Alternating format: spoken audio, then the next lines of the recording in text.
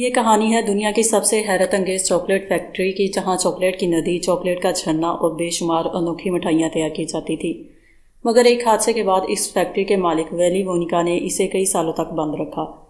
ایک دن اچانک فیکٹری کی چمنی سے دھواں اٹھنے لگا، جس سے سب سمجھ گئے کہ فیکٹری دوبارہ چل پڑی ہے۔ اگلی صبح شہر بھر میں ویلی وونکا کے پوسٹر لگ گئے، جن میں اعلان کیا گیا کہ دنیا بھر سے صرف 5 خوش نصیب بچوں کو فیکٹری کی سیر کرائی جائے گی۔ اس کے لیے صرف ایک شرط تھی، وونکا بار خریدے۔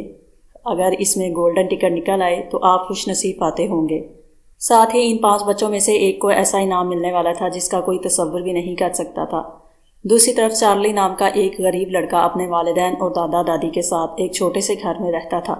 اس کے والد ٹوتھ پیسٹ کمپنی میں معمولی ملازم تھے، اس لیے گھر کا خرچ بڑی مشکل سے چلتا تھا۔ چارلی کو سال میں صرف اپنی سالگرہ پر ایک چاکلیٹ کھانے کو ملتی تھی۔ چارلی کے دادا کبھی ویلی وونکا کی فیکٹری میں کام کرتے تھے۔ وہ اسے بتاتے تھے کہ ویلی وونکا نے اپنے منفرد چاکلیٹ سے پوری دنیا میں شہرت حاصل کی، مگر دوسری کمپنیوں نے جاسوس بھیج کر ان کی خفیہ ترکیب چرا لی۔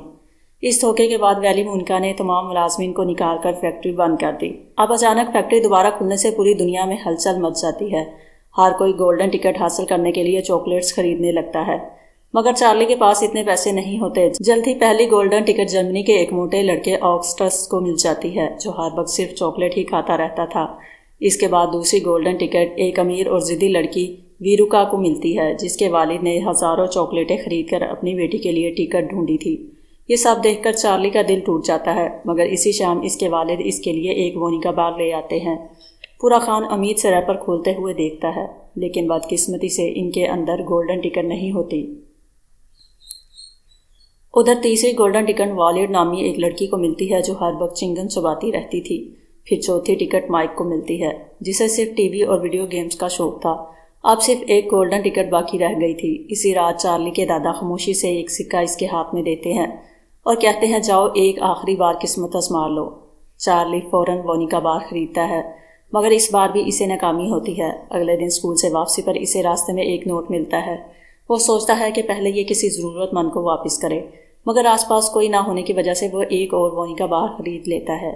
جیسے ہی وہ ریپر کھولتا ہے، اس کے اندر سے 5ویں گولڈن ٹکٹ نکل آتی ہے۔ چارلی کی خوشی کی انتہا نہیں رہتی، مگر وہاں موجود لوگ اس کے بدلے اسے بڑی بڑی رقم کی پیشکش کرنے لگتے ہیں۔ چونکہ چارلی کے والد اپنی ملازمت کھو چکے تھے، اس لیے ایک لمحے کے لیے وہ بھی سوچتا ہے کہ شاید یہ ٹکٹ بیچ دینا چاہیے، لیکن دادا جی اسے سمجھاتے ہیں پیسہ دوبارہ کمایا جا سکتا ہے، مگر ایسی قسمت بات بات نہیں ملتی۔ دادا جی کی بات مان کر چارلی ٹکٹ اپنے پاس رکھتا ہے۔ چند دن بعد وہ اپنے دادا جی کے ساتھ ویلی وونکا کی مشہور چاکلیٹ فیکٹری پہنچ جاتا ہے، جہاں باقی 4 بچے بھی اپنے والدین کے ساتھ موجود ہوتے ہیں۔ کچھ ہی دیر بعد فیکٹری کا عظیم دروازہ کھلتا ہے اور سب اندر داخل ہو جاتے ہیں۔ شروع میں خوبصورت کٹ پتلیاں، ایک شاندار شو ہوتا ہے، اور پھر پہلی بار ویلی وونکا خود سب کے سامنے آتی ہے۔ وہ تمام بچوں کو اپنے ساتھ فیکٹری کے اندر لے جاتے ہیں۔ اچانک وہ ایک بڑے دروازے کے سامنے رک کر کہتے ہیں، اپنی سانسیں تھام لیجئے۔ جیسے ہی دروازہ کھلتا ہے، سب حیران رہ جاتے ہیں۔ ان کے سامنے چاکلیٹ کی ندی، چاکلیٹ کا جھرنا اور مٹھائیوں سے بڑی ایک جادوئی دنیا موجود تھی۔ ویلی وونکا سب کو اجازت دیتے ہیں کہ جو چاہیں کھائیں، مگر لالچی آگسٹس خود پر قابو نہیں رکھ پاتا اور چاکلیٹ کی ندی میں گر جاتا ہے۔ چاکلیٹ کھینچنے والی مشین اسے بھی اپنے ساتھ پائپ کے اندر کھینچ لیتی ہے، اور یوں پہلا بچہ مقابلے سے باہر ہو جاتا ہے۔ آگسٹس کے بعد ویلی وونکا باقی بچوں کو فیکٹری کے مختلف حصے دکھاتے ہیں۔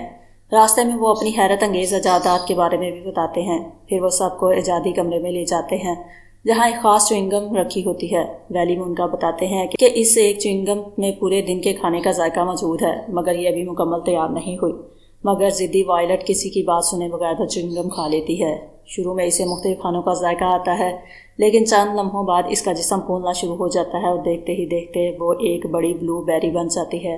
پومپلو پما اسے جوسنگ روم لے جاتے ہیں تاکہ اس کے جسم سے اضافی رس نکالا جا سکے، اور یوں دوسرا بچہ بھی مقابلے سے باہر ہو جاتا ہے۔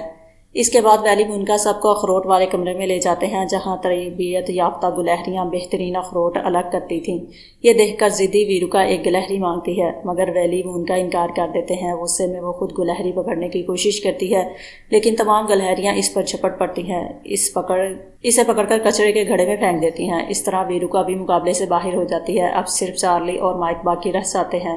ویلی وونکا انہیں ٹیلی ویژن روم میں لے جاتے ہیں، جہاں وہ دکھاتے ہیں کہ چاکلیٹ کو ٹی وی کے ذریعے ایک جگہ سے دوسری جگہ بھیجا جا سکتا ہے۔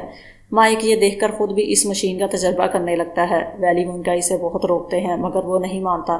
چند لمحوں بعد ٹی وی کے اندر پہنچ جاتا ہے اور جب اسے واپس نکالا جاتا ہے تو اس کا کالے چاند انچ رہ جاتا ہے۔